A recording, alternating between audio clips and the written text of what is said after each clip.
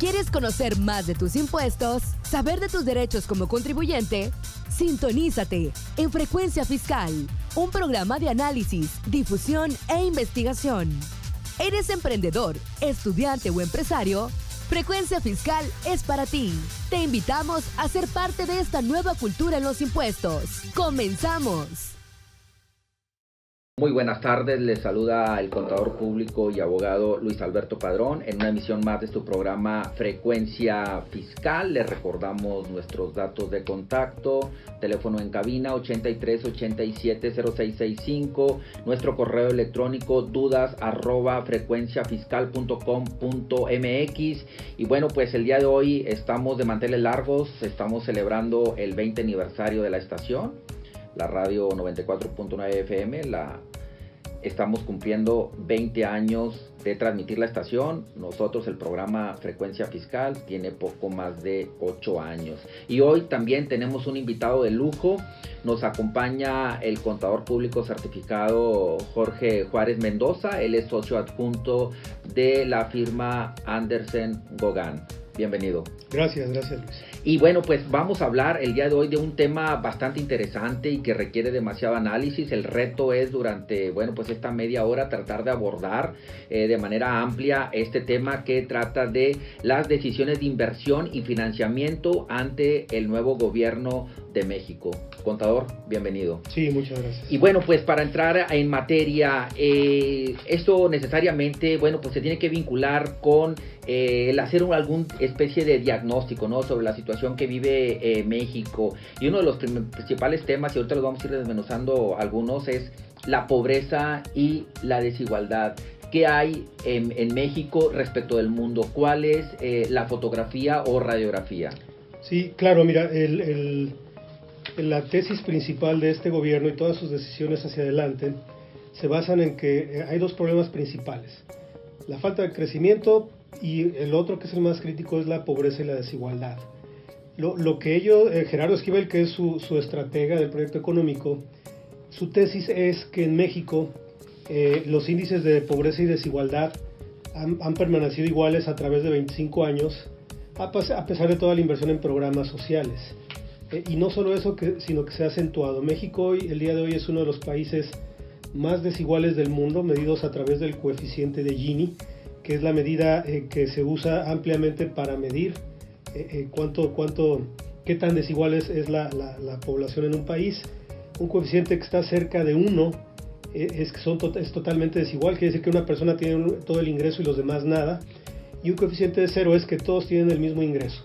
México está en las medidas oficiales alrededor del 0.5, que lo ubica entre los más altos del mundo, y es un tema que no se ha corregido a través del tiempo. Fíjate, y si, bueno, a nivel mundial México tiene esa pues distribución inequitativa de la riqueza, hacia el interior del país, ¿cómo estamos? Es decir, sí. Nuevo León, ¿qué lugar ocupa dentro de esa distribución de la riqueza? Sí, visto de manera interna es donde se palpan también esas desigualdades. En una encuesta que hace el INEGI de ingreso a los hogares, el estado de Nuevo León se ubica como el de más alto ingreso por trimestre. Por encima de la Ciudad de México, por encima de Guadalajara. De todos, es el estado con el ingreso más alto, mucho más alto que la media de México, pero el tema principal es que los estados del sureste, si uno ve las gráficas, siempre están en un rezago muy grande en su nivel de ingresos, y es algo que se ha acentuado en los últimos años. Y eso pareciera que el gobierno actual, pues pareciera que voltea los reflectores, ¿no? Y ahorita vamos a ver más adelante, bueno, que parte del paquete económico es destinar recursos precisamente para esas zonas, pues donde salen mal calificadas en este rezago. Correcto. Otro de los temas, que estamos viendo dentro de este diagnóstico, bueno, pues a nivel mundial pudiera ser la falta de crecimiento, ¿verdad? ¿Y qué es lo que pasa? México, ¿cómo queda parado respecto de... ¿Somos gente trabajadora? ¿Somos gente productiva?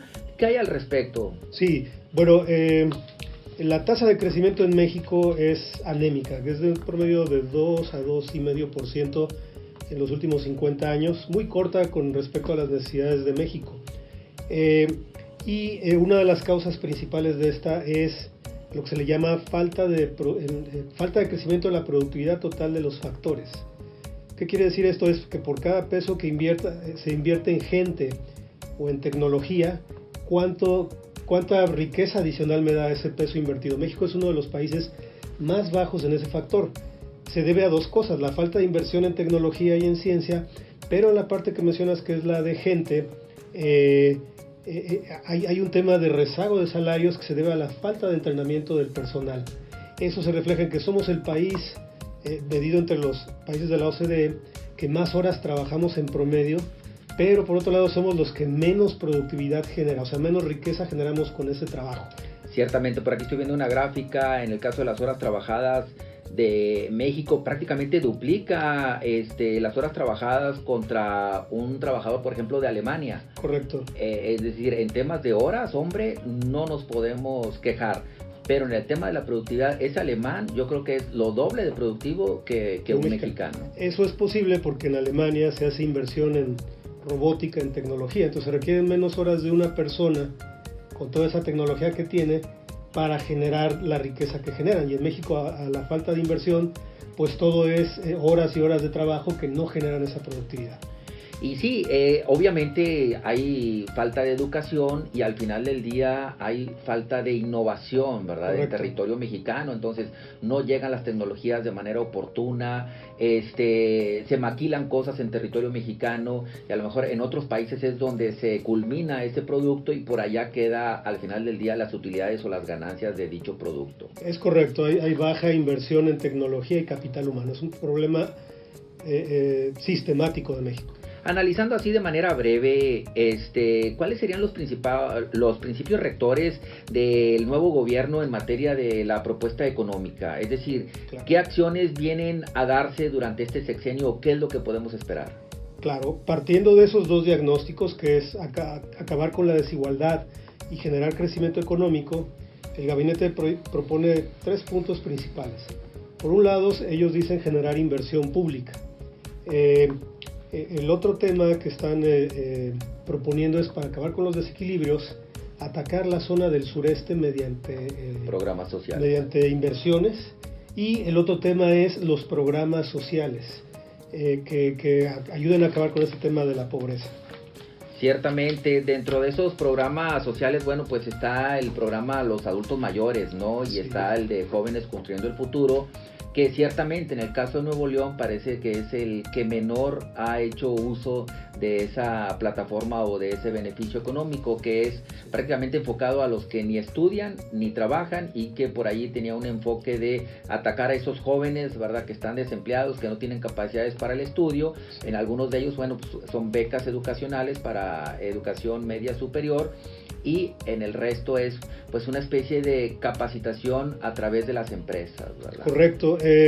Pues se ha hablado de si va a ser suficiente esta inversión para atacar un problema tan grande como es el rezago de la capacitación del personal. Probablemente no. Yo sí quisiera resaltar un punto antes de estas propuestas de gobierno, y esto es algo muy importante. Nada de esto se va a conseguir a costa de un endeudamiento mayor, ni de generar déficits en la cuenta corriente del gobierno. O sea, es algo que preocupa a muchos inversionistas, pero el punto es que ellos buscan mantener finanzas sanas y aún así lograr estos puntos que mencionamos. Fíjate, y dentro de esas finanzas sanas, esas finanzas públicas, estoy viendo por aquí unas gráficas respecto al precio del petróleo, que hubo un boom del año 2000 al año 2012 y luego el precio internacional del mismo, bueno, pues tiende a caer. ¿Y qué pasó durante esos años? Prácticamente 2 sexenios. Bueno, pues vivimos un boom de finanzas públicas pues bollantes, ¿verdad? Esto básicamente, bueno, pues uno de los orígenes pudiera ser el embargo petrolero a Irak, ¿no? Que estuvo durante todo ese tiempo, desaparece o se quita ese embargo, Irak inunda el mundo de petróleo, el precio internacional se cae y obviamente las finanzas públicas en México se ven afectadas. ¿Qué comentarios nos tienes al respecto de este tema? Sí, yo creo que México perdió una gran oportunidad entre el año 2000 y 2018, porque pues todos esos ingresos adicionales que generaron el petróleo debido a los precios, nada de eso se capitalizó como una inversión que genere riqueza. toda se difuminó en el gasto corriente, o sea, a la par que subía el ingreso petrolero, el gobierno mexicano no metió disciplina en gastos y todo eso lo gastó. Entonces, ¿la deuda pública cómo se comportó? Como resultado de esto, la deuda se incrementó. Es algo muy paradójico. En años de ingresos récords, la deuda se disparó. Tiene que ver ahí temas de mal ejercicio del gasto, temas de corrupción, pero pues sí fue una oportunidad que se dejó pasar en estos años. Pareciera que el gobierno entrante, bueno, pues trae un presupuesto donde dicen que se están apretando el cinturón y donde el presupuesto del gasto, bueno, pues hay algunos recortes, sobre todo al parecer en temas de sueldos a la burocracia. ¿Qué hay al respecto de esto? Sí, un tema importante es que el nuevo gobierno no piensa generar un déficit mayor y piensa reducir los niveles de gasto. Efectivamente se ha hablado mucho de reducir la burocracia. El tema es que en realidad si uno ve el gasto corriente, que es sueldos y todos los gastos de operación de un gobierno, se mantienen prácticamente igual que el año anterior. Entonces, no parece reflejarse. El rubro en general se mantiene igual que el año anterior. Aunque correcto. Bueno, en pláticas con algunos burócratas, ¿verdad? O gente que trabaja para el gobierno, bueno, pues sí nos han externado que los sueldos se han reducido en algunos casos y las prestaciones en temas de seguro de vida, gastos médicos y demás, bueno, en algunos se los fueron nulificados totalmente y en otros casos reducidos. Pero bueno, como bien refieres tú, habría que ver el zoom respectivo de cuál es el origen o causa raíz del por qué al final del día el rubro permanece prácticamente sin cambio, ¿verdad? Correcto. Mira, y también respecto de estas finanzas públicas y ese presupuesto, bueno, pues dice el gobierno, dentro de esa reducción que vamos a tener en los gastos, dentro de ese apretón de cinturón, bueno, pues hay una serie de proyectos, para ser exactos, 18 proyectos prioritarios o emblemáticos, ¿verdad? Que se van aparentemente a generar y a culminar durante el sexenio, siendo dos de ellos los más relevantes, el pensión para los adultos mayores y lo de jóvenes construyendo el futuro. Estamos hablando de ahí de pues unas cantidades exorbitantes que parece que estos dos proyectos se llevan prácticamente 2/3 partes de ese presupuesto. ¿Qué comentarios nos tienes al respecto? Sí, dentro de ese programa de inversiones del gobierno, nada más aclaro que no está el tema de la refinería que va a haber en Tabasco, que por sí mismo son 50,000 millones de pesos. Dentro de estos 18 proyectos no está. O sea, pareciera que sería un proyecto número 19. Está asignado en el presupuesto de Pemex, por eso no sale aquí. Pero ciertamente el tema es que la gran mayoría de los recursos para estos proyectos prioritarios tienen una composición que se van mucho a los programas sociales y poco al diagnóstico que el mismo gobierno estaba determinando, que era la falta de inversión. Finalmente sigue habiendo un problema de falta de inversión que, como ya vimos, es un tema crítico para el crecimiento de México y sobre todo pues habría que ver la efectividad que pueden tener estos programas en el objetivo que busca el gobierno, que es reducir los niveles de desigualdad y pobreza. Yo creo que eso va a ser algo muy interesante de estar monitoreando en los siguientes años para ver ese efecto. De entrada, pues pareciera no ser la mejor vía para acabar con el problema de la desigualdad en México. Estás escuchando Frecuencia Fiscal. Tenemos como invitado al contador público certificado Jorge Juárez Mendoza. Él es socio adjunto de la firma Andersen Kogan.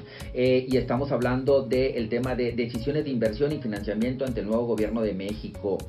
Regresando al tema de las finanzas y aplicándolo a la segunda parte del tema de la inversión, un inversionista tanto nacional como extranjero, ¿con qué ojos están viendo al país? ¿Es un buen momento para invertir en territorio mexicano? ¿Cómo están las tasas de interés respecto del mercado internacional? Claro, hay dos tipos de inversiones que se hacen. Una que le llaman inversión extranjera directa, que es la que más quisiéramos que hubiera, o sea, claro, inversión tangible. Exacto, y la otra que le llamamos inversión gaviota o los capitales golondrinos. De esta que es el tema que mencionas de las tasas, por el diferencial de tasas que existe entre Estados Unidos y México, aquí estamos arriba del 8 y en Estados Unidos está en el 2,5, hay un atractivo para inversionistas extranjeros de traer sus flujos a México y obtener ese premio adicional. Ese es un tema coyuntural que este año parece ser que tiene un atractivo. El tema es que México no puede confiarse de generar flujos hacia México a través de esa vía, porque como ya decimos, en cualquier momento una situación de inestabilidad política o económica en otro lado, quita ese atractivo y es algo coyuntural. Hay una expectativa de que las tasas de interés en México ya no suban en este año e incluso se espera que bajen el año que viene, y esas tasas tan altas es lo que ha generado en los últimos meses que el tipo de cambio se haya ido a niveles por abajo de 19 pesos. Fíjate, dentro de, bueno, pues dijo el gobierno actual, no va a haber aumento de impuestos ni vamos a crear nuevos. Una de las cosas donde sí implicó pues una sensibilidad en el flujo de efectivo, si bien no fue un incremento de tasa de ISR, fue la retención de ISR por intereses, que hasta 2018 estaba en el 0.46%, para 2019 se incrementó a 1.04%, es decir, un incremento del 226%. Pareciera un castigo al inversionista. Sí. ¿Cuál es la lectura de esto? ¿Cómo podemos interpretar esto? Yo creo que, como se ha dicho, ¿verdad? Lo que ha dicho el gobierno es que no se van a incrementar los impuestos hasta que no se demuestre que el gasto se aplique eficientemente. Ese es el compromiso. Claro que hacia el interior hay ajustes en ciertas tasas como las que mencionas, que no cambian la esencia del nivel de composición del ingreso. Hablábamos hace un momento de que no aquí adentro del programa, pero decíamos que en México un tema de la desigualdad es la política fiscal que favorece a los que tienen más ingreso. Aunque no se está proponiendo como una estrategia de gobierno, el tema que menciona se puede orientar a esa intención de gobierno de redistribuir el ingreso hacia las bases más pues de menos ingreso, entendiendo que la gente que tiene más recursos mayoritariamente vienen esos ingresos no del trabajo como los de los más pobres, sino del capital. Ciertamente, Jorge, incluso pues, por recomendaciones de la OCDE a México están algunos puntos, que entre ellos es el poner un impuesto a las herencias. Hay que recordar que ese apartado, bueno, en distintas legislaturas ya se ha puesto esta iniciativa, ¿verdad?, de establecer un impuesto a las herencias como existe en Estados Unidos y existe en otros países, y obviamente es para, pues bueno, recoger recaudación aparte, o sea, sobre las pues grandes fortunas, ¿no? Correcto. Están también otros impuestos propuestos por la OCDE como a la propiedad inmobiliaria, incluso también un castigo a aquellas empresas que están contaminando a nivel ambiental. Y otra de las propuestas que también se quedó en el tintero es fusionar la base gravable en temas de salarios, base SAT y base Seguro Social, que sea una sola base, y obviamente esto sería o culminaría en un incremento en las cuotas obrero-patronales para el Seguro Social. Así es. Fíjate, y regresando al tema de las finanzas, ¿y qué pasa con el comercio exterior, específicamente con el Tratado de Libre Comercio hoy denominado TEMEC? ¿Cuáles son los principales cambios y cómo afectan a la economía nacional? Sí, va a tener una implicación muy grande, sobre todo en el sector manufacturero, que como sabemos es una base muy importante del PIB de México, y básicamente es porque hay dos apartados que están relacionados con los costos de las compañías en México. El primero es la integración, que es la composición de los insumos de un producto que vienen de la región de Norteamérica. Por ejemplo, en autos, bajo el Telecam vigente, este nivel de composición es de un 62%. Bajo el nuevo TEMEC va a subir un 75%. ¿Qué quiere decir esto? Que si un proveedor antes importaba insumos de China porque eran más baratos, ahora tendrá que verse obligados a comprarlos en la región TEMEC, aunque obviamente con un costo mayor. Y el otro tema muy importante es que México se comprometió en el caso de los autos, a que de todo un auto, 40% del costo de un auto sea producido por personas que tengan un salario de $16 la hora. Si pensamos que ahorita el salario promedio es de $2 o $3 la hora, pues se puede imaginar uno la implicación en los costos de las compañías y de toda la cadena productiva. Sí, sería una catástrofe, ¿no? Prácticamente perderían el incentivo toda la industria automotriz que está radicada en territorio nacional. Yo creo que el tema es, hablando de los temas... Ahora, pero esta es una condición para que el tratado continúe, ¿no? ¿Qué va a pasar al respecto si México no cede al respecto? Como que está diciendo Estados Unidos, oye, queremos pues que las reglas sean equitativas, ¿no? En ambos países, y que no me estés quitando empleos que yo pueda tener acá del lado americano y que se vaya la maquila hacia el lado mexicano. Sí, yo creo que de hecho México asumió estos compromisos no en este gobierno, sino del sexenio anterior, y yo lo veo más bien como una oportunidad del tema que hablábamos de la falta de capacitación de la mano de obra, de ya no ser un país meramente maquilador y de realmente agregar valor a los productos.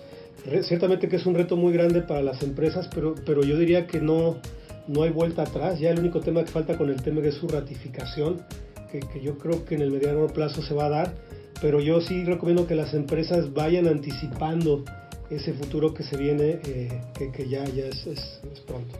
Fíjate, Jorge, y algo que también va a impactar es, bueno, pues la nueva reforma en términos de la libertad de asociación, ¿no? Es decir, esta libertad de que los trabajadores se puedan adherir a uno o más sindicatos dentro de una misma empresa. Esto va a traer una nueva composición y una nueva lectura por los departamentos de recursos humanos. Próximamente abordaremos a detalle este impacto, pero sí las empresas ya deben de estar sensibles a este cambio que precisamente va a venir a impactar. Que debo decir que en general no se están anticipando. Hay una sensación de incertidumbre, pero también de parálisis, y es muy importante que las empresas empiecen ya a tomar cartas en el asunto desde ahora. Sí, esto ya es un tema que urge y próximamente estaremos abordando aquí en Frecuencia Fiscal. En temas de anticorrupción, por ahí hay un certificado anticorrupción. ¿Qué nos puede decir al respecto de esa posibilidad de exigirle a las empresas que vayan a licitar o que presten servicios y bienes al gobierno federal, el exigir ese certificado anticorrupción? Sí, es una norma que ya existe a nivel internacional. En algunos países de América Latina se usa ya. En México este gobierno ha dado intenciones. No hay nada en concreto aún, pero lo que se espera en el mediano largo plazo es que un proveedor que le quiera vender al gobierno, pensando en este tema de que la corrupción es una bandera principal en el gobierno, pues pudiera pedírsele que tengan esta certificación o se les dé un plazo para obtenerla. Como menciono, es algo que todavía no hay más elementos, solo está ahí como una idea, como un pensamiento del gobierno actual. Obviamente en todo este teje-maneje, bueno, pues hay ganadores y perdedores, hay segmentos beneficiados y segmentos perjudicados. ¿Cuál es tu percepción de esto que estuvimos hablando ahorita, de la nueva redistribución de la riqueza, de apretarse el cinturón en el gasto, de atacar el sureste del país? ¿Cuáles serán los segmentos beneficiados y cuáles los perjudicados? Sí, como bien lo mencionas, esto es un redireccionamiento de los recursos públicos hacia otras áreas que el gobierno considera prioridad. Los sectores económicos que estén enfocados a la gente con menor ingreso son los que se van a ver más beneficiados, porque obviamente todos esos recursos de adultos mayores y de jóvenes para el futuro, pues es un efectivo que se va a ir. O sea, la gente va a tener más poder adquisitivo, obviamente lo va a consumir en alimentos, en algo de educación, a lo mejor correcto, en menos en el rubro de salud, pero principalmente vestido, las cosas de primera necesidad, las que la gente de menores recursos pues son en las que los usa directamente. Habrá sectores perjudicados, lo importante es que cada empresa se ubique en el espectro y que reajuste su estrategia para participar en esos beneficios. Al empresario o inversionista que nos está escuchando aquí en la radio, ¿cuáles son los factores de riesgo que tienen que tener presentes? Claro, pues hay una serie de indicadores, todos son del tipo económico, crecimiento de PIB, tasa de interés, pero yo creo que sobre todo son los factores cualitativos, que eso sí son más bien de interpretación de cada quien. El más importante yo creo que es ir leyendo si el presidente Andrés Manuel López Obrador le sigue dando preeminencia a su gabinete económico como ha sido hasta ahora. Eso es algo bueno porque pues habla de mesura y de control de las finanzas. Si él empieza a dar prioridad a los sectores políticos, ese sería un factor de preocupación. Yo creo que es el principal que hay que estar monitoreando en todo este sexenio. Contador Jorge Juárez, ¿cuál es la tarea que le pudiéramos dejar al empresario, al emprendedor, para que sensibilizara de estos riesgos? ¿Cómo puede mapear, cómo puede, pues esto volverlo en algo tangible para tener una lectura del riesgo país? Claro, sí, aquí el mensaje es, contrario a esa sensación de incertidumbre y a veces pánico que hay entre los empresarios, es la peor actitud o respuesta a esto. Hay que hacer un análisis de la situación y en base a ella tomar medidas para ubicarse en las oportunidades y amenazas. Hay que hacer, claro, que un mapeo de los riesgos principales que se pueden visualizar, pero no a través de las noticias que oímos de que un diputado dijo esto o aquello. Algunas son sensacionalistas. Sí, aquí lo que aconsejo es tomar lectura del gabinete económico, que esa es la parte pensante del gobierno actual y que es una parte muy competente y muy preparada. En base a eso es como hay que hacer el mapeo, donde ubicamos los riesgos, la posibilidad de ocurrencia y qué tanto impacto tendrían en las empresas para hacer escenarios y que cuando se materialicen algunas cosas de las que nos dan miedo, pues estemos listos al menos, ¿verdad? Y no nos agarre desprevenidos. Ese es un principio de gestión de riesgos.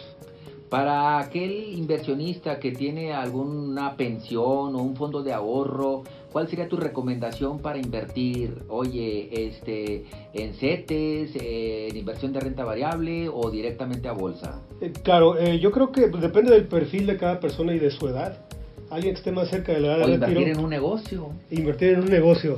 Y esta es una apreciación personal, yo creo que, pues más allá de la incertidumbre que se puede entender que genera el gobierno, sigue siendo un país de muchas oportunidades y que pues sabiéndolas encontrar, ahora sí que el que se aplica antes, pues es al que le va a ir mejor, ¿verdad? En un portafolio de alguien que quiere evitar el riesgo, efectivamente ahorita las tasas en México son muy atractivas, no conviene hacer querer invertir en dólares, habría que invertir en dólares pero con una estrategia de cobertura y mayoritariamente invertir en pesos por ese diferencial tan atractivo que hay de tasas. Obviamente siempre leyendo la situación de la economía y de los factores externos, pero al menos yo diría que al día de hoy lo más conveniente es hacer la inversión en pesos y un poco en dólares como una estrategia de cobertura. Ya por último, para aquellos que están intentando solicitar un préstamo, bueno, pues hay préstamos a tasa variable o tasa fija. ¿Cuál es tu recomendación al respecto? Yo creo que ahorita amarrarse un préstamo de tasa fija pudiera no ser la mejor estrategia, sobre todo por la expectativa de que bajen las tasas. Probablemente una tasa variable ahorita sería lo más recomendable y si uno quiere tener cierta protección, pues contratar una cobertura. Pero pues sí, se espera que las tasas bajen y eso pues hace pensar que ahorita no hay que amarrarse.